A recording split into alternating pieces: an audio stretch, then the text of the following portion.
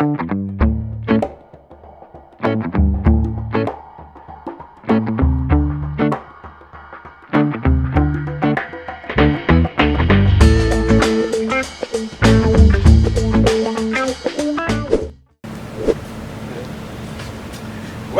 back! Of course, we are here. With me is Chef Julius. Ang gagawin natin for today is Crispy Sinigang. crispy sinigang, pero gamit ang ating homemade na Corned beef. Yes.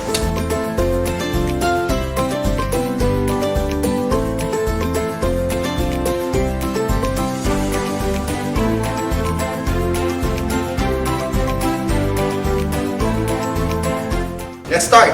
So chef, ingredients natin na gagamitin for today. Is beef brisket, cornstarch, and tamarind powder. So your local sinigang mix, you can use it for your crispy sinigang. Yes. And then if you want, you can extract naman, pakuluan mo yung sampalok dun sa pinagpalutuan ng corned beef. Okay, so let's start. And then habang ginagawa ng Chef Julius yan, nagpapainit na tayo ng mantika. And of course, yung ating typical sinigang ingredients, we have the sitaw or the string beans, we have radish. But for this case, for plating purposes, we'll be using red radish. We have sile na haba. We have eggplants, tomatoes, and of course, yung ating kangkong. But for the kangkong, what we did is we made it crispy by frying and dredging it sa ating batter. Kung matatanong nyo, or if you're going to ask, what if we don't want to make this? Especially, chef, ano bang gagawin? They just have to order. Yes, pwede rin gamit tayo yung cans or mga tira-tira nating pagkain, may nilagang baka or nilagang baboy.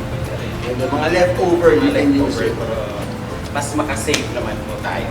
Okay, so chef, let's start. Of course, we have to be sanitized and healthy.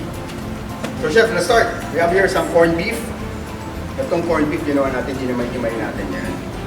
And then we're going to add yung sinigang mix, tamarind powder mix. Ngayon, maraming lumalabas sa flavors of sinigangs or other variations. So you can, depende sa inyong preference, you can use whatever you want. Then cornstarch to make it crispy. Then we have some hot oil. Again, be careful when you're frying. Always away, not towards, or don't splash it para hindi kayo mapasok.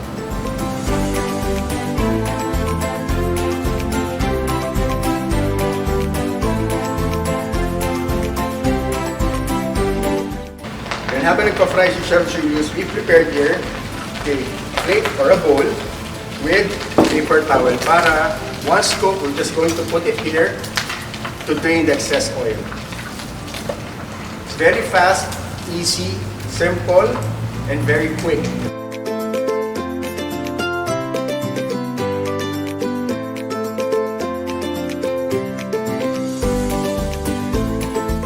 So Chef Julius is making some more para sa ating pagpa-plate. Then habang piniplate, we have here some sinigang ingredients or sinigang components. Okay, doon sa pinagluto natin sinigang, what we did is we pureed them. Ang pampalapot na ginamit natin dito is yung taro or yung gabi. If you want, if you don't have, you can use other starches.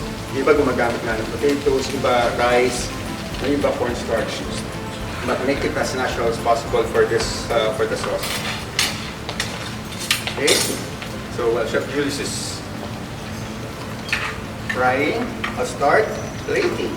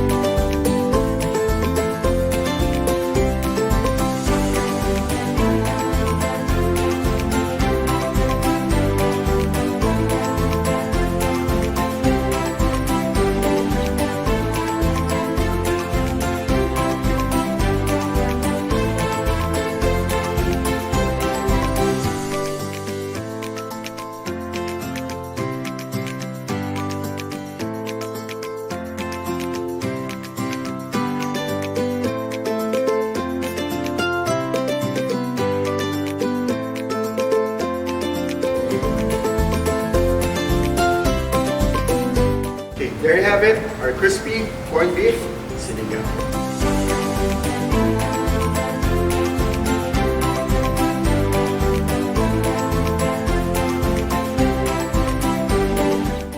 You've learned another dish from Waterfront Airport Hotel and Casino. Chef, Stay safe and stay healthy. because here at Waterfront, you always come first.